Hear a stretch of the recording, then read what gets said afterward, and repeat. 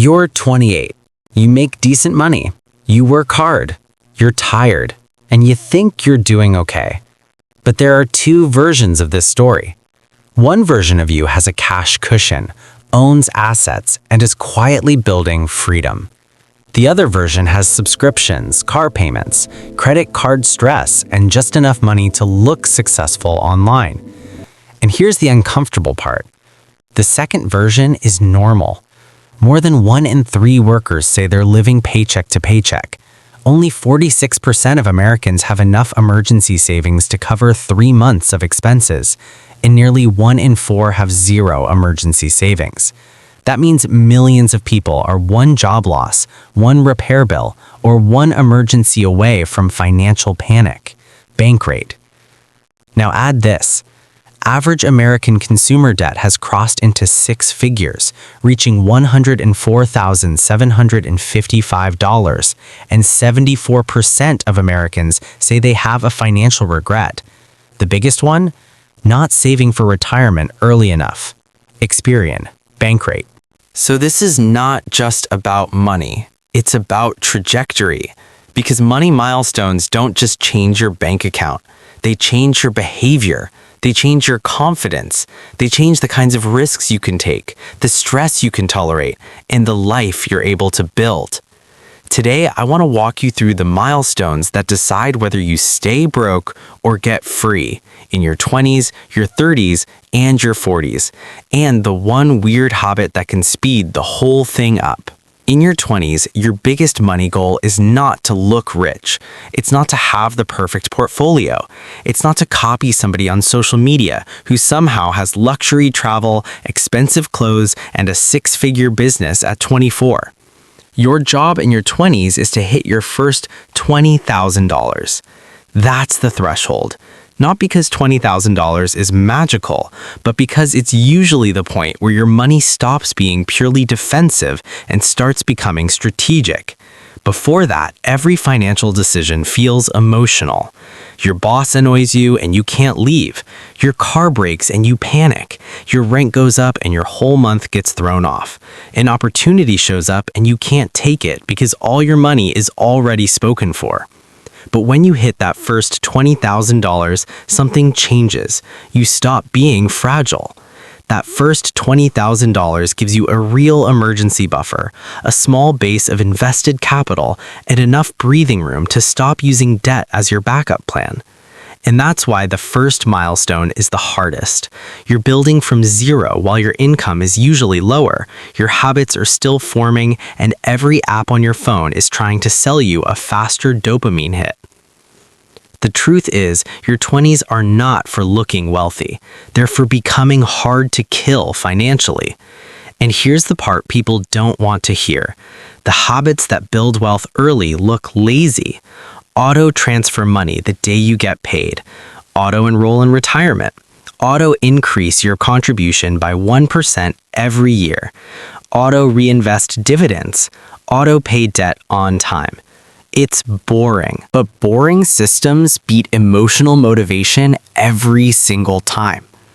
Fidelity's guideline is to aim to save 15% of your pre-tax income over your working life, including any employer match.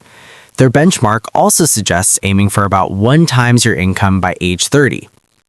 Most people miss that not because they're incapable, but because they treat money like a monthly emergency instead of a permanent system. Fidelity. And debt matters here more than people admit. A lot of people talk about investing like it's the only thing that matters. But if you're carrying high-interest debt, that debt is quietly eating your future while you try to look productive. Bankrate found that 22% of Americans say their biggest financial regret is not saving for retirement early enough, and 15% say it's taking on too much credit card debt. That tells you something deep. People usually don't regret the market, they regret their behavior. Bankrate. So, if you're in your 20s, the mission is simple. Build the first $20,000. Not the dream car, not the perfect apartment, not the expensive lifestyle that makes you feel grown. Build the first $20,000. Because once you hit it, you stop reacting to money and start directing it. And yes, start investing early even if the amount feels small. In your 20s, the amount matters less than the identity. You are not just building money, you are building proof that you are the kind of person who keeps money. Then your 30s begin, and this is where things get dangerous, because now your income starts rising, but so do the traps. This is the decade where people finally start making decent money and somehow still feel broke. Why? Because every raise gets eaten by a nicer lifestyle, a better apartment, a more expensive car, a vacation that becomes an annual obligation, furniture you didn't need, upgrades you now have to maintain. So in your 30s, you need something most people never build: an investing order. Not vibes, not random stock tips, not 10 half-finished goals, an actual order. If your employer offers a retirement match and you're not taking it, start there first. That is one of the cleanest wins in personal finance. Then attack high-interest debt. Because if your credit card is charging 20% and your investments might make 8%, your debt is out-investing you. After that, build a real emergency fund. Because investing while one emergency can wipe you out is not freedom, it's financial cosplay. Then put most new money into tax-advantaged investing. And after that, start building a taxable freedom fund, something that can eventually create optional cash flow, optional time, and optional freedom. That's where dividends and brokerage investing make sense, not as a shortcut, not as some fantasy passive income hack, but as the next layer after stability is already in place. First, build stability, then build ownership, then build income. Fidelity's retirement guidelines suggest aiming for roughly 3 times your income by age 40 and 6 times by age 50. That's not a law, but it is a scoreboard. And in your 30s, the biggest gap between average people and wealthy people is not usually intelligence, it's psychology. Average people ask, what's the monthly payment? Wealthy people ask, what's the total cost? Average people use extra income to upgrade lifestyle. Wealthy people use extra income to buy future cash flow. Average people need motivation. Wealthy people build rules. Average people want to look rich in public. Wealthy people want to be rich in private. That's why net worth matters more than appearances. According to Fidelity's summary of Federal Reserve data, median household net worth is about $39,000 for those under 35 and about $135,600 for ages 35 to 44.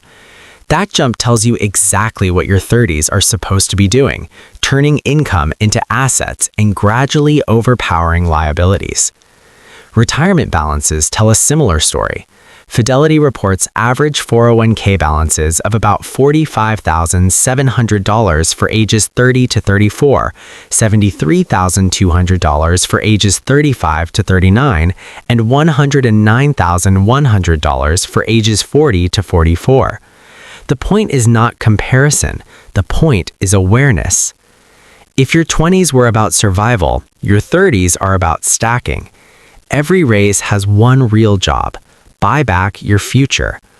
Then your 40s arrive, and this is where money starts acting differently. When your portfolio is small, progress feels slow. You contribute, you wait, and nothing feels dramatic. But when your assets get larger, growth starts doing more of the lifting. That's when financial momentum becomes visible. And that's why the dream of financial freedom is usually misunderstood.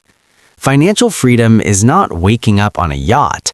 It's being able to walk away from nonsense. It's sleeping better. It's not panicking every time the economy gets weird.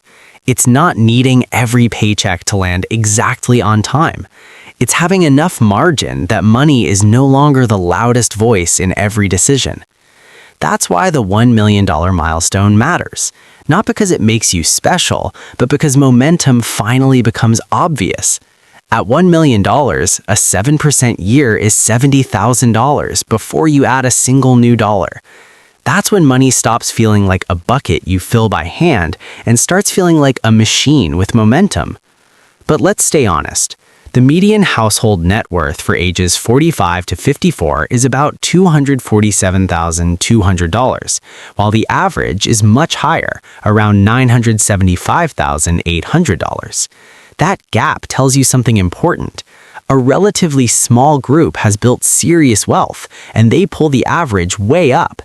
If you want millionaire-level momentum, you have to behave differently from the median. And this is also where freedom gets redefined. At 25, freedom sounds like buying whatever you want. At 45, real freedom sounds like this. I can say no. I can leave bad work. I can take a sabbatical. I can spend more time with family. I can help somebody I love without destroying my own future. I can choose work instead of begging for it.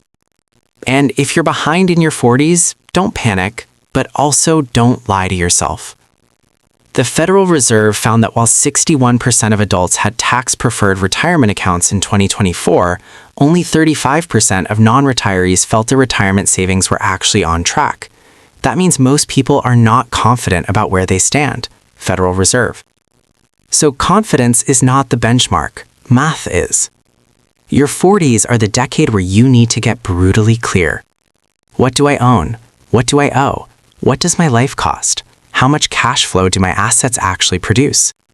Because at this stage, net worth stops being an abstract flex and becomes a freedom score. Now let me give you the secret. Not a secret stock, not a secret side hustle, a secret habit. It's called the 3-minute money debrief. Every night, open your notes app and answer 3 questions. What did I do with money today? What emotion was driving it? What's one move future me would repeat tomorrow? That's it. It sounds too simple. But it works because most money problems are not math problems. They're pattern problems.